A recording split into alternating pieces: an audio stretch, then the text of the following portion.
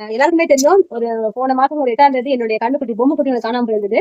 நாங்க யாருன்றது சொல்லி கொடுத்தோம். போலீஸ் கம்ப்ளைண்ட் கொடுத்தோம். கொடுத்துட்டு நீங்க போயிட்டீங்கன்னா சிஎஸ்ஆர் பாருங்க, சிஎஸ்ஆர் போட்டு அவங்க மேல கம்ப்ளைண்ட் கொடுத்துருக்கோம். பாபு, டெல்லி பாபுன்ற மேல நான் கம்ப்ளைண்ட் கொடுத்துருக்கோம்.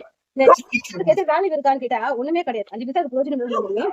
ஏன்னா இந்த கம்ப்ளைண்ட் கொடுத்த ஆளு ஸ்டேஷன்ல வந்து இதை மிரட்டுறாரு, கொலை பண்ணிடுவேன், நீ ஸ்டேஷன்ல என் மேல கம்ப்ளைண்ட் கொடுத்துட்டியா, அது என்னோட மாடு, அது பிறந்து 5 நாள்ல இருந்து ரோட்ல இருந்து எடுத்து அதை ட்ரீட்மெண்ட் பார்த்து ஒரு 40,000 செலவு பண்ணி நான் காப்பாத்தி வச்சுக்கிறேன். நானு 5 மாசம் கழிச்சு என் ஷெட்ல இருந்து தூக்கிட்டு போயிருக்கீங்க.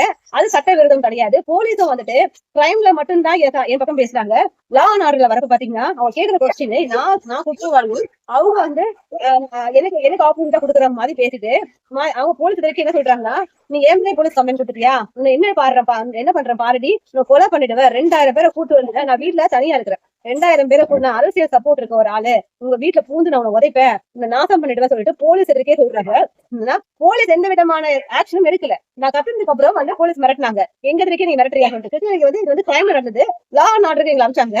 அனுப்புனப்ப லா அண்ட் ஆர்டர்ல இருக்கிற இன்ஸ்பெக்டர் என்ன சொல்றாங்கன்னா, ரோட்ல இருக்கிற மாடு அடிபட்டு இருந்தா உனக்கு என்ன, செத்தா சாவுது, நீ யார் தூக்கத்துக்குன்னு, ஒரு வாலண்டியரா ஒரு ஐடி கார்டு வச்சிருக்க ஒரு வாலண்டியர் தூக்கத்துல சட்டம் இல்லையான்னு எங்களுக்கு தெரியாது. இதை பார்க்கக்கூடிய ஆட்கள் தயவு செய்து இதெல்லாம் ஷேர் பண்ணுங்க.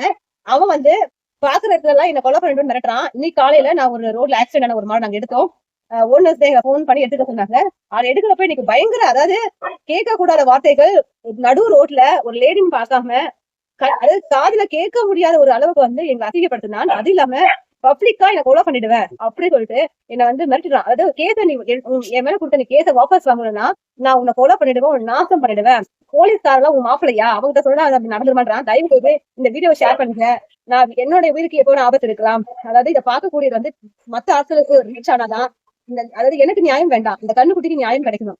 கிட்டத்தட்ட 1 மாசம் ஆக போது நான் போராடிட்டு இருக்கேன் நான் அந்த கண்ணுக்குட்டிக்காக. ஆனா அவன் சைட்ல வந்து ஒரு மாட்டுக்காரான்ற ஒரு லேபிள் தான் அவங்ககிட்ட இருக்கு. மத்தபடி அவனோட பேக்ரவுண்ட் பெருசா கிடையாது. ஆனா 65 வயதுக்கு உள்ள ஆட்கள் பேசுற மாதிரி இல்ல, அவ்வளவு ஒரு மகா மட்டமா பேசலாம்.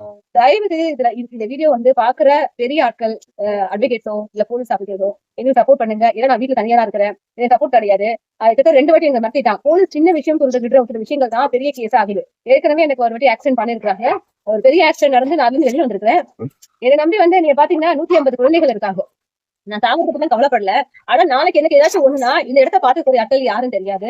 அவன் வந்து ஓனாவே குடுக்குறான், நம்ம கொலை பண்ணுவேன்றத. நான் போலீஸ் ஆக்சிடென்ட் மாட்டோங்க, என்னுடைய கண்ணுக்குட்டி என்கிட்ட வரணும், என்ன அவன் தப்பா பேசுறதுக்காக கொலை பண்ணுறதுக்காக அவனுக்கு தண்டனை கிடைக்கணும். இதை ஷேர் பண்ணி இது ஒரு பெரிய ஆட்கள்கிட்ட போய் சேரணும். என்னோட வீடியோ ஏதாச்சும் ஒரு வழியில இந்த பொம்மை கிட்ட அவன் பேசுற விதங்களுக்கு வந்து தண்டனை கிடைக்கணும். நன்றி.